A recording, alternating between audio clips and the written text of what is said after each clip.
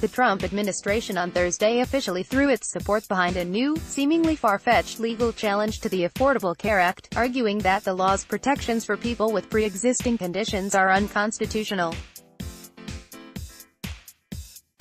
The lawsuit, now before a federal district judge in Texas, comes from officials in 20 conservative states. And its prospects for success look slim. The Supreme Court has already rejected 2 legal challenges to law, the second on a 6-3 decision that came with a strongly worded ruling from Chief Justice John Roberts. State attorneys general will step in to defend the law from this new challenge, and they will not have difficulty making their case. The lawsuit's key argument is that Congress intended for the pre-existing condition protections to work in tandem with the law's individual mandate, the provision that people have insurance or pay a penalty. Now that Congress has decided to zero out the penalty, as Republicans did last year as part of the 2017 tax cut, the pre-existing conditions have to go, too. That would mean insurers would no longer be subject to guaranteed issue, a requirement that they sell policies to anybody, regardless of medical status or community rating, a prohibition on charging higher premiums to people with pre-existing conditions.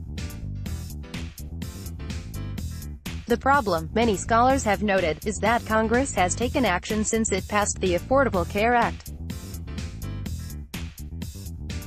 Specifically, it left pre-existing protections in place even as it reduced the individual mandate penalty to 0, regardless of whether that was a smart policy move. It is clearly what Congress intended, and Congress gets to make those kinds of decisions.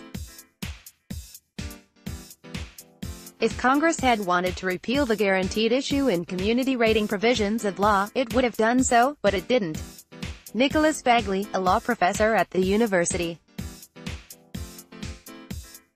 of Michigan, told HuffPost, "The fact that Congress separately repealed the tax makes the argument here not just extravagant but preposterous," said Michael Dorf, a constitutional law expert at Cornell University.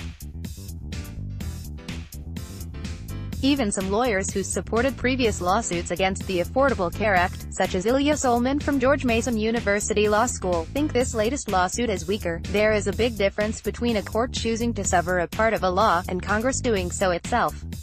Solman wrote at the Vala conspiracy blog. And in this case, Congress has already effectively neutered the individual mandate, while leaving the rest of the ACA in place.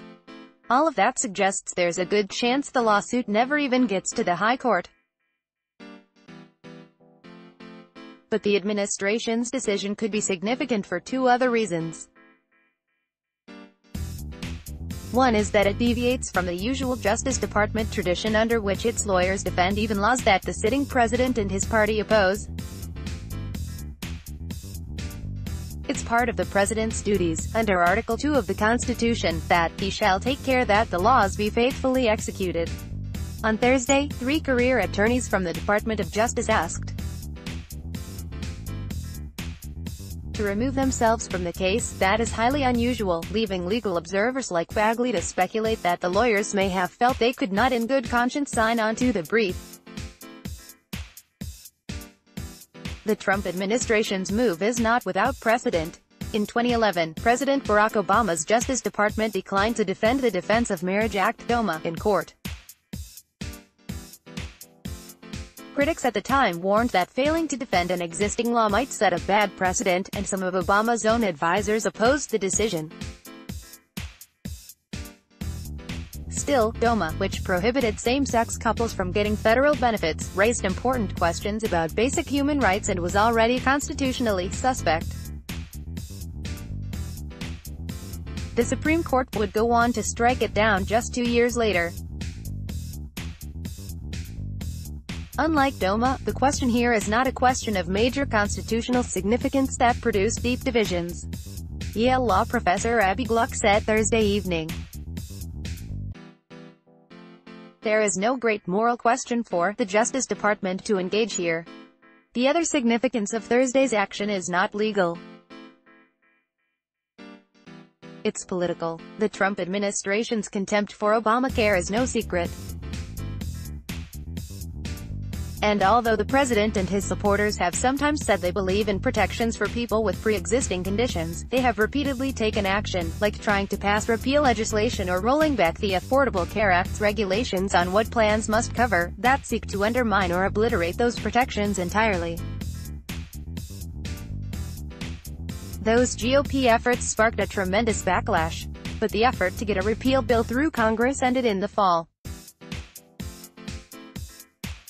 It's possible that those memories have faded from public consciousness a bit, and that may even help explain Trump's gradually, if modestly, improving approval numbers in the polls.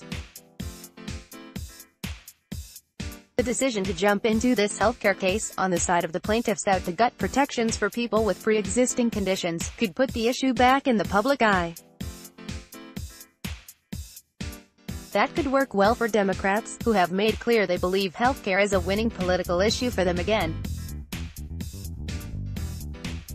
After years of Republicans trying to repeal the protections stopping insurance companies from denying coverage to people with pre-existing conditions, now Trump says the protections are unconstitutional.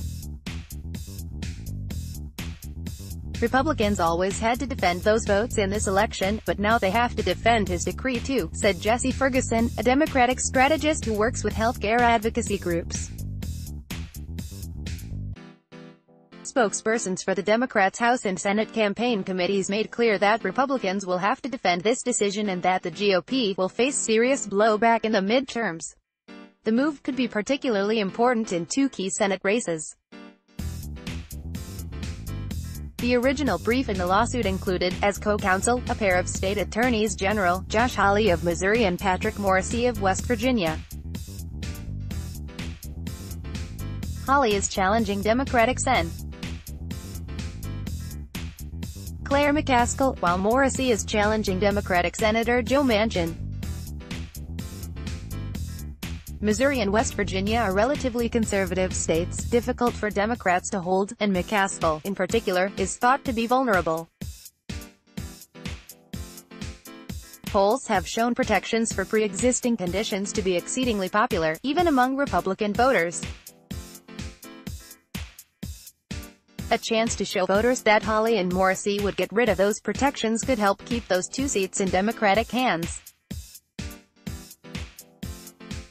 Amanda Turkle contributed reporting. This story has been updated with comment from Michael Dorf. Correction, a previous version of this article misstated the number of Justice Department attorneys who withdrew from the case on Thursday. It was 3, not 4. Download. Do you have information you want to share with HuffPost? Here's how.